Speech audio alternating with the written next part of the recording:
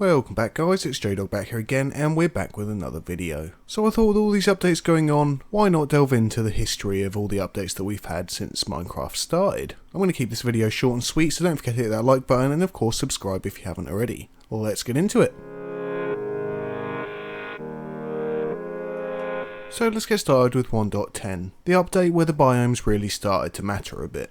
With the introduction of desert biomes, ice biomes, and of course the mobs that actually spawn specific to warm or cold conditions. And of course the introduction of the polar bear. In general, not a bad looking or playable world, but it's nothing like it is now. For 1.12 we start to see advancement and achievement start to switch over to what it is now. We also got the narrator chat added by pressing Ctrl and B. Narrator narrates all. And commands were made slightly easier by being able to press tab to actually autofill through the list of commands that you have. The generation is still pretty much like its previous versions, but it's starting to look a little better, and the entire place consists of chickens, more chickens, and a ton of sheep. I'm talking in their 20s or 30s in particular patch. And of course the birth of 2B2T. 1.13 we got the oceans update, consisting of stuff like dolphins, different fish, actual foliage that grows beneath the sea rather than it just looking like dirt, and it completely brought the sea aspect to life. Some of the new mobs include salmon, turtle, dolphins, along with some not so favourable mobs like the drowned, meaning that normal zombies can now turn into other mobs underwater, and of course the dreaded phantom. I say dreaded, it's more just annoying.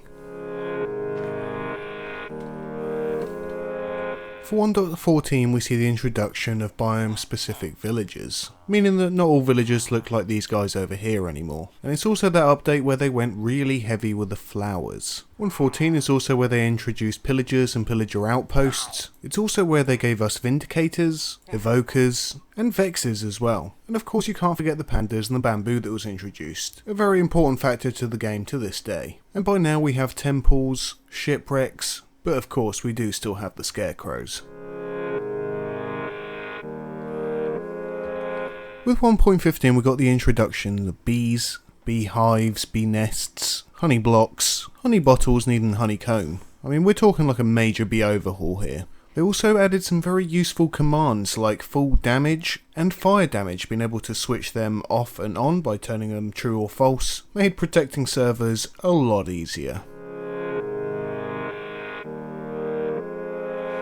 You can't really mention 1.16 without mentioning the Nether. With this update the Nether got a complete overhaul to make it look a lot more like what you see today. You got new biomes such as the Crimson Forest, Bastion Remnants, we also got the introduction of piglins, trading and bartering, zoglins, hoglins, and piglin brutes, which really tuned up the excitement factor when you were playing your survival games.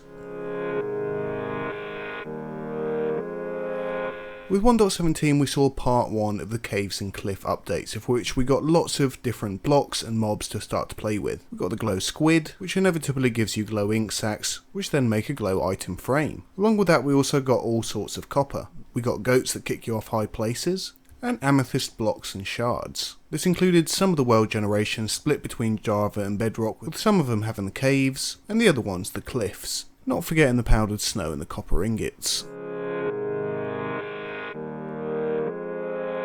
1.18 being part 2 of the Caves and Cliff update actually gave us the caves and the cliffs. Along with that we got our dripstone caves, and better cave generation, giving a much more lifelike feel to Minecraft. We also got other fun items like the big drip leaf and the small drip leaf, and of course a huge overhaul of the world generation limits.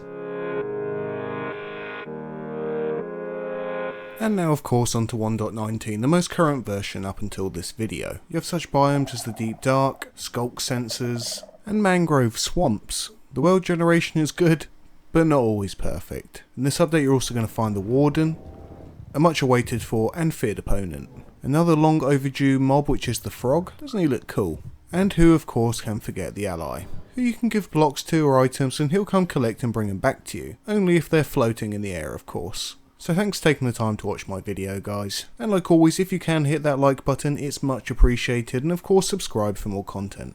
Apart from that I'll see you on the next video. Bye bye.